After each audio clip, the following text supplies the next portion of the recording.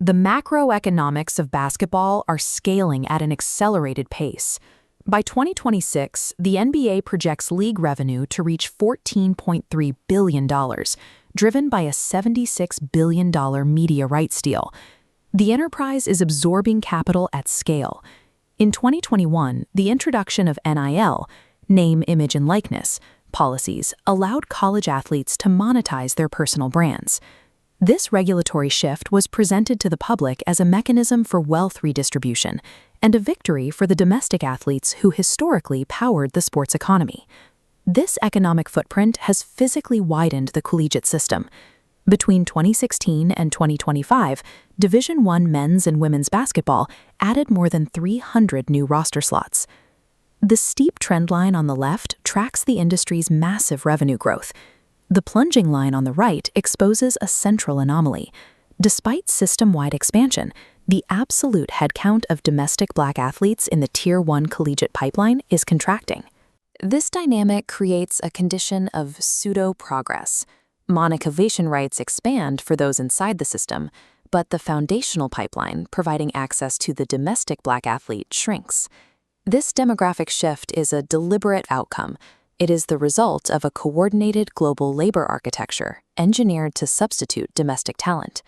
We see this contraction clearly in the women's Tier 1 pipeline. High-profile media visibility masks an acute demographic collapse beneath the surface. This data table tracks Division I women's roster composition. Between 2016 and 2025, the domestic Black count lost 455 players. The math reveals a 1-for-1 substitution. This 455 loss is mathematically balanced by gaining 218 international and 255 two or more racist players, totaling 473 new entries. A common counterargument is the statistical artifact theory. This suggests the decline is merely a classification shift, athletes choosing to identify as mixed rather than Black on official forms.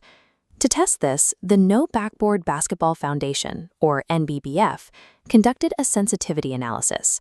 They mathematically reassigned the two or more races headcount back into the domestic Black category to see if the decline vanished. This chart models the Tier 1 Black share trend under those different assumptions.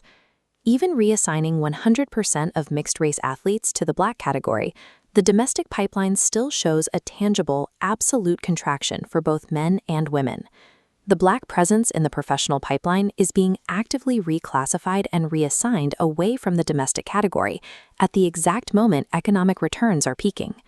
NIL policies altered the financial calculus for elite international prospects. Instead of staying in European professional leagues for entry-level salaries, these players now utilize the NCAA as a third pathway, securing early brand monetization combined with a U.S. education. These recruits arrive with a distinct advantage in professional maturity. Many enter the college system at 19 or 20 years old, bringing direct experience from structured professional academies. They also possess tactical superiority. European academy players arrive with 2.5 times more repetitions in FIBA, the International Basketball Federation, systems compared to their domestic peers in the Amateur Athletic Union, or AAU. This decision tree animation maps the modern college coach's recruiting calculus. In a winner-take-more dynamic, coaches bypass domestic high schoolers, instead directing their NIL capital toward retaining current players, acquiring physically developed portal transfers, and scouting international prospects. The result is the downward redistribution of domestic labor. This flow graphic illustrates that reality. While Tier 1 access contracts, domestic Black participation is stable only in Division II and III. These lower revenue programs are absorbing the talent squeezed out of the high-stakes Tier 1 funnel. The system maintains high total participation numbers across all levels to project inclusivity, while structurally narrowing the path to the sport's most lucrative professional lane. At the macro level, the NBA acts as a global labor architect. The league prioritizes international growth over domestic market saturation, pitching $1 billion franchise valuations for a proposed NBA Europe League. The NBA Europe project directly incentivizes foreign soccer giants like Real Madrid and Bayern Munich to pour capital into their basketball academies, flooding the draft and NCAA with professionalized global talent. In parallel, the Basketball Africa League, or BAL, operates as a massive scout and train frontier, feeding the Black international athlete into the U.S. pipeline. This facilitates identity reassignment. The basketball economy continues marketing a profitable Black brand using international athletes who are reliant on visas, making them a more pliable labor pool, unattached to domestic social advocacy networks. This extraction is streamlined by technologies developed through the NBA Launchpad program.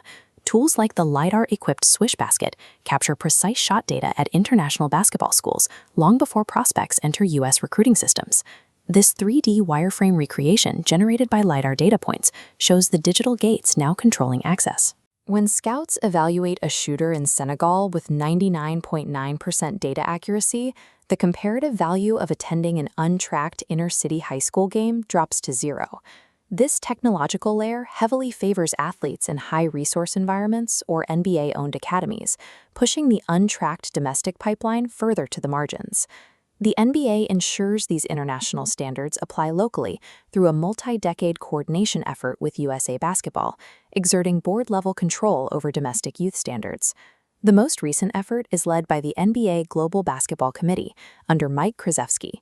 Their focus is the Europeanization of the U.S. youth game, shifting emphasis away from isolated individual training toward 5-on-5 team concepts. To align the domestic youth game with the global professional product, the committee pushes for universal shot clocks and FIBA-style quarters instead of halves across state high school associations. These reforms gate the path to scholarship basketball. Adhering to these new technical requirements often requires participation in elite gold camps and regional coach academies.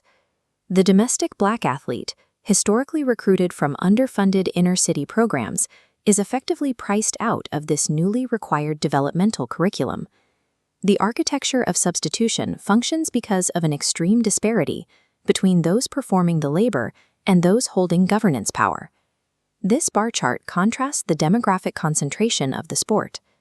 In Division I men's basketball, domestic Black players represent 50.42% of the rosters, yet Black professionals hold only 18.21% of athletic director positions. This governance gap ensures that strategic decisions regarding the transfer portal, NIL distribution, and global recruiting are executed by a leadership class demographically disconnected from the foundational domestic pipeline. Pseudo-progress flourishes, specifically when the foundational community lacks structural ownership in the decision-making process. To retain market share in an unprotected global marketplace, domestic stakeholders cannot rely on complaints. They must build physical and digital infrastructure. This 3D graphic models a defensive perimeter composed of 4 key moats: participation, development, media, and leadership. The participation moat requires a neighborhood-based, low-cost platform to eliminate pay-to-play friction and elevate the skill density of domestic athletes, allowing them to compete with professionalized international prospects. The media moat demands community ownership of local narratives. By controlling digital platforms, domestic communities capture NIL value before the athlete is absorbed into the globalized NCAA system. Progress is only profitable if the domestic population transitions from being purely the labor of the sport to operating as the owners and governors of its value chain. Without the immediate construction of a domestic backstop, the basketball economy will complete its global takeover. The domestic Black American presence will be reduced to an aesthetic legacy rather than an economic reality.